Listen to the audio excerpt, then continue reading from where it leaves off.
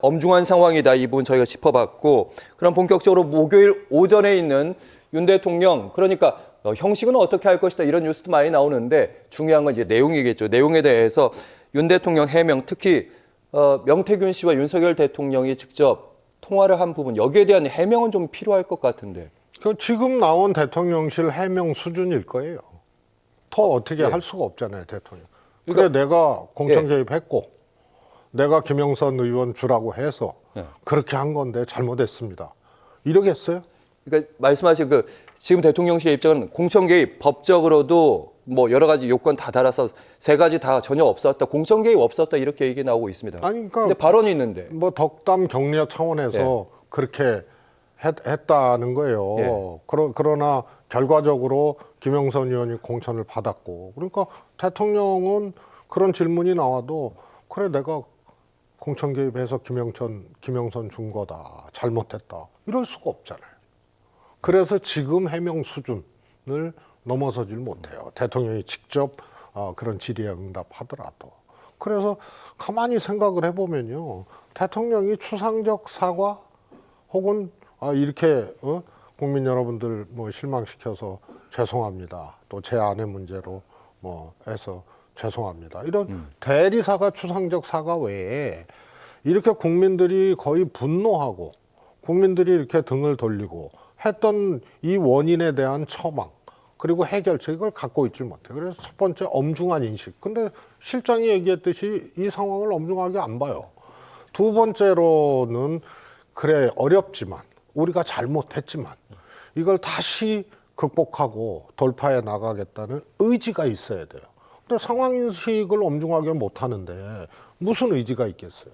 그다음에 엄중하게 인식하고 이거 반드시 위기 극복을 하고 돌파해 나가겠다는 의지가 있어도 능력이 있어야 돼요. 그런데 대통령과 대통령실은 제가 보기엔 시스템 자체가 무너진 지 오래됐어요. 그래서 이거를 헤쳐나갈 의지가 있다 하더라도 능력이 뒷받침이 안 되기 때문에 제가 보기엔 추상적으로 대답하고 끝나는 기자회견이 될 수밖에 없다. 상황과 조건이 딱 그렇다 이런 말씀이신데, 그러면 이제 대통령 본인의 육성 녹음에 대한 얘기는 저희가 했고, 이제 김건희 여사 얘기를 안 할 수가 없는데 계속 추가적으로 저희가 그 얘기를 계속 하게 됩니다. 그러니까 사실 친한계 쪽에서 지금 요구하고 있는 것 중에 하나가 여기서 김건희 여사의 사과 그 정도가 아니라 방금 말씀하신 것처럼 추상적 사과가 아니라 활동 중단까지, 특히 이번에 해외 순방 예정이 돼 있는데 그것까지도 일단 안 돼야 된다. 여기까지 요구하고 있는 걸로 알려지고 있습니다. 이런 거죠. 국민들은요, 앞으로 어떻게 하라, 이런 이 요청도 있긴 하겠지만 김건희 여사에 대해서 대통령도 이렇게 하지 말고 앞으로 이렇게 했으면 좋겠다라는 생각이 국민들이 있겠죠. 그러나 지금 임기 반환점 노는 시점에 지금까지 저질러 놓고 지금까지 잘못했던 것에 대해서 규명하고 책임 있게 하라는 이게 더 커요. 그래서 과거사는 우리가 잘못했는데 앞으로 부속실도 설치하고 앞으로 외교활동 빼고는 일체 활동 안 하겠고, 이런 게 2년 반 동안 국정농단 수준의 여러 가지 일들을 벌리고 발생시키고 했던 것에 대해서 책임 있게 규명하고 대답을 하질 못하는 거죠. 그렇기 때문에 국민의 현주소하고 국민이 생각하는 현주소하고 대통령이 얘기하는 주파수하고 안 맞는 거예요. 그래서 앞으로 김 여사 활동 자제하겠다. 그래, 자제해. 근데 그동안 이런 등등의 문제 어떻게 할 거야? 그건 계속 아니라고 하는데 국민들이 보기에는 도가 지나칠 정도로 잘못한 거야. 그런데 아니다. 대통령 육성도 실제로 공천 개입 아니라 그러고, 김 여사 관련된 도이치모터스 명태균 씨와 통화 내용, 공천 개입 이런 거 다 아니다. 이미 거짓말을 몇 번 했잖아요. 그래서 지나온 2년 반 동안에 대통령 부부가 잘못한 것에 대해서 그냥 넘어가자. 이 국민들이 그래 이럴 수가 없잖아요. 그래서 제가 보기에는 저 기자회견은 국민들과 주파수가 전혀 맞지 않는 시작과 끝이 될 거다. 알겠습니다. 그래서 아까 사실 대통령실이 이 위기를 돌파할 의지가 있느냐 이러면서 능력도 있느냐. 그러니까 대통령실 참모진들 구성이 좀 안 좋다. 그렇게 저는 들었는데 인적쇄신과 관련해서 여러 가지 요구들이 있으니까 관련해서 주목할 만한 발언도 저희가 살펴보도록 하죠. 당내에서 대통령실 인적쇄신 요구하는 뿐만 아니라 한동훈 대표는 이제 내각까지 개편해라 이렇게까지 주문하고 있습니다. 이에 대해 대표적인 친윤 이철규 의원은 무조건 사람 바꾸라고 하면 나중에는 어떻게 하겠느냐, 정권 내놓으라고 할 거 아니겠느냐 이런 시각을 보이고 있습니다. 이 부분도 이런 거예요. 엄청난 외상값이 있는데 외상값 갚으라 그러는데 계속 안 갚고 지금까지 끌고 온 거 이제 할지 안 할지 그것도 모르는 거 아니에요? 뭐냐면 김건희 여사 명품백 사과 문제, 또 대통령이 이 실책했던 거, 그 다음에 인사쇄신 문제도 총선 후에 나온 거 아니에요? 안 했잖아요. 그리고 내각 개편 당연히 총선 저렇게 참패하면요 전부 개편해야 되는 겁니다. 그런데 인사쇄신도 안 하고 내각 쇄신도 안 했어요. 맞아요. 생각해 보니까 그래서 외상값이에요. 예, 맞아요. 그때 한덕수 총리 교체한다 그런 얘기 그렇습니다. 있었습니다. 외상값입니다. 뭐 이상민 행안부 장관 아직까지 있는 거고.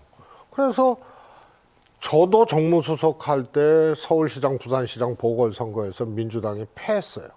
그래서 저도 사표를 내고 그렇게 책임지는 거예요. 그 다음에 정세균 총리도 사표를 내고 보궐선거였지만 네. 왜냐하면 그 국정에 대한 국민들의 판단도 보궐선거에도 있는 거거든요. 그래서 저도 사표를 내고 총리도 사표를 냈어요. 근데 총선 전국 선거에서 총선에서 참패를 해놓고 역대 최고의 참패 아니에요 지금? 그렇게 해놓고 이제 내가 개편한다고 한들 외상값에 이자를 붙이기는커녕 외상값 계속 안 갚고 있다가 해진하고 철진하고 해서 이제 갚겠다고 하면 국민들이 그거 좋아하겠어요? 그래서 지금 있는 것이 적시에 새롭게 나오는 그런 사과이자 인적쇄신이 아니고 원래 했어야 될 것을 묵혀서 마지못해 하는 형국이기 때문에 이거는 국민들에게 한다 하더라도 인적혁신을 하고 뭘 한다 하더라도 국민들이 그래 잘했다 이렇게 억지로 엎드려서 절받는 격 아니에요. 그래서 이미 했어야 될 거를 안 하고 예. 지금까지 긴 세월 긴 시간 끌어오고 이제서야 하겠다는 저게 저는 아마 국민들이 뭐 인적쇄신 한답시고 몇 명 바꾸고 지금 그럴 리도 없을 가능성이 큰데요. 그다음에 사과한다고 대리 사과하고 추상적 사과하고 이러면은 더 분노 게이지를 더 올릴 가능성이 오히려 커요. 그래서 예. 아까 전에 지금까지 나온 언론의 보도를 좀 종합해 보니까 이런 기대치가 있더라고요. 지금 대통령 내부에서 여러 가지 요구들이 쭉쭉 들어오고 있잖아요. 그걸 넘어서는 플러스 알파의 대통령이 얘기를 할 수 있다. 전 없다. 없다. 그게 말씀드렸잖아요. 방금 말씀. 그러니까 외상값을 갚는 김에 아예 더 갚아버리는 거죠. 그게 기대치보다. 없다니까요. 그게 뭐냐면 2년 반 동안 잘못한 것에 대해서 진상 규명을 하고 특검 같은 거 아니에요? 예. 그 다음에 김건희 여사 한남동 라인이니 뭐니 싹 정리도 하고 그 다음에 김건희 여사 스스로도 국민들에게 사과를 하고 그 다음에 특검법 받고 이 정도가 돼야 2년 반 동안 잘못한 것에 대한 진상규명이죠. 그래서 진상규명과 예. 그 다음에 이후에 재발 방지. 그래서 재발 방지는 미래의 일이라면 진상규명은 오늘 전까지의 일이거든요. 근데 이 진상규명을 빼고 앞으로 그냥 잘하겠습니다 한다고 국민들이 받아들일 수가 없는 거죠. 결국 핵심은 특검이다. 대통령이 특검을 그래서 더 받아들이는지. 내놓을 게 없는 예. 거예요, 대통령. 근데 아마 특검은 못 받아들일 것이다. 이런 특검 못 말씀이세요. 받고요. 예. 대통령 공천 개입에 대해서 인정 못 하고요. 예. 그렇게 돼 있죠. 이건 그리고 법적인 부분이니까. 네, 대통령 공천 개입은 지금 대통령실이 정말 대응을 잘못하는 거예요. 여당도 그렇고. 이거는 당선자 시설이기 때문에 그 다음날 취임했기 때문에 예. 9일 날 이루어진 통화는 5월 9일 날 이루어진 통화는 당선자 신분이기 때문에 공무원 중립 위반 아니다. 이렇게 지금 해명을 하고 그렇죠. 반박을 하잖아요. 그렇지 않아요. 윤석열 당시 중앙지검장, 한동훈 대표가 당시 중앙지검 3차장 할 때 기소 브리핑을 직접 한 게 있어요. 한동훈 대표가 그 당시에. 그때 윤석열 지검장이었어요. 중앙지검. 이명박 전 대통령의 뇌물수수 혐의 있잖아요. 그거를 이 사람들은 이명박 대통령이 한나라당 경선 후보로 확정되기 전부터 적용을 해야 된다고 기소 발표를 했어요. 예. 재판은요 어떻게 나왔냐면 경선 후보 확정된 후에 받은 것도 뇌물수수를 중공무원이다. 인정을 했고요. 예. 그 다음에 2008년 1월 대통령 취임 전에 우리은행 이팔성한테 또 김소남 전 의원한테 공천 대가로 받은 거, 예. 비례대표 공천, 이것도 타 법원에서 인정을 해서 유죄를 때린 거예요. 그래서 당선인 신분임에도 불구하고 유죄를 때리게끔 기소를 했던 것이 예. 당시 윤석열 중앙지검장, 그다음에 3차장 한동훈 대표가 그때 직접 기소 브리핑을 했어요. 그래서 이거는 어떻게 따질 여지도 없는 거예요. 알겠습니다.